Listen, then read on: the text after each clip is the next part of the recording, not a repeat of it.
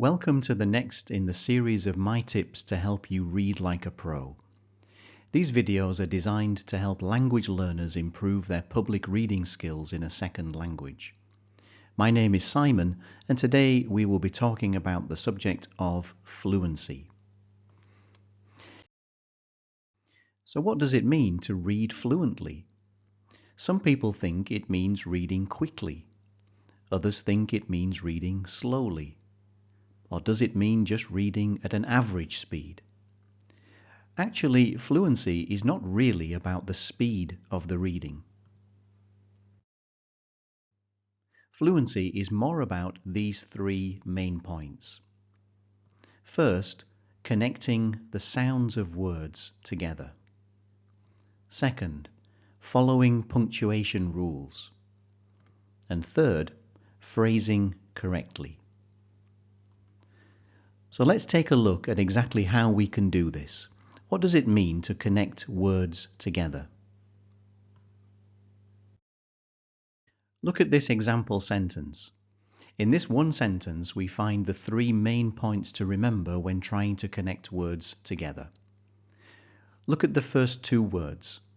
The last letter of the first word is the same as the first letter of the following word. In this case, pronounce only one of those letters, but make it slightly longer. So instead of separating the words, Peter Rabbit, say Peter Rabbit, Peter Rabbit. Notice the second example. We have a consonant at the end of the first word followed by a different consonant at the beginning of the following word. In this case, avoid making the first consonant too strong. Instead, try to blend the two consonants together. So instead of saying had-a lost, say had lost, had lost.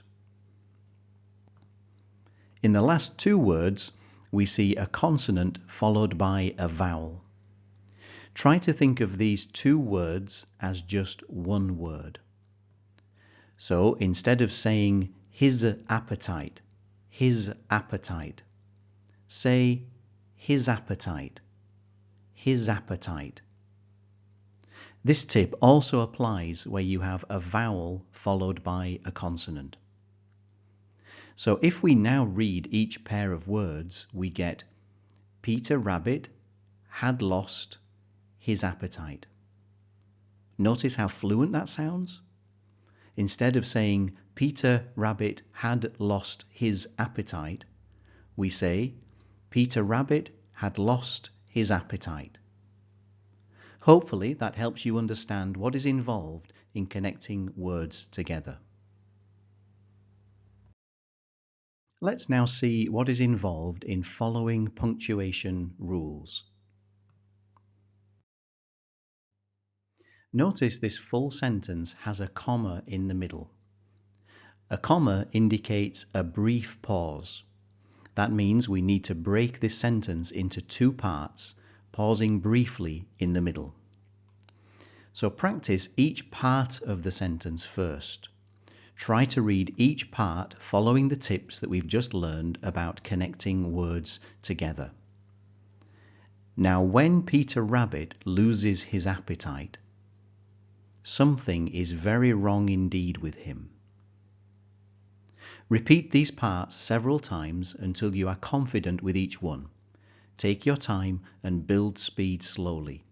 Make sure you can read accurately, as we learned in the last video. Once you are confident with each part, try reading them together with only a brief pause in the middle. Now, when Peter Rabbit loses his appetite, something is very wrong indeed with him. Notice there was just a brief pause in the middle. If we add another sentence, we see that each sentence is separated by a full stop. This indicates a longer pause. Not too long, but usually longer than a comma. So again, first practice each sentence separately until you feel confident with it. Then try reading both together. This time, notice the short pause in the middle of the first sentence and the longer pause between the two sentences. Now, when Peter Rabbit loses his appetite, something is very wrong indeed with him. Peter has boasted that he can eat any time and all the time. This gives you a basic idea of what it means to follow the rules of punctuation. Take some time to learn how to follow the other punctuation markers in English. That leads to our third point, phrase correctly. What does phrasing mean? Phrasing means grouping words together in a way that helps the listener understand clearly. This is often needed when you have a long sentence or part of a sentence without a comma. Take this example. We see 2 commas here, which means that we need to pause in those places. However, to help the listener understand clearly, we can also add a slight pause in other places. But in order to do this effectively, we must understand what we are reading. Let's first read these sentences and only observe the commas. In fact, the 2 things that Peter thinks most about are his stomach and satisfying his curiosity, and nearly all of the scrapes that Peter has gotten into have been because of those 2 things. Now that sounds okay, but we could add even more meaning to that sentence by grouping some of the words together. Listen as I add phrasing to this sentence. In fact, the 2 things that Peter thinks most about are his stomach and satisfying his curiosity. And nearly all of the scrapes that Peter has gotten into have been because of those 2 things. Did you notice how it adds more life and meaning to the reading? That is the basic idea of phrasing. So remember, if you want to improve your fluency, 1. Connect words together. 2. Follow punctuation rules. And 3. Phrase correctly. If you found this video useful, please like and subscribe. More videos will be uploaded soon. Feel free to contact me by email or on WeChat if you need any help. Until next time, bye for now.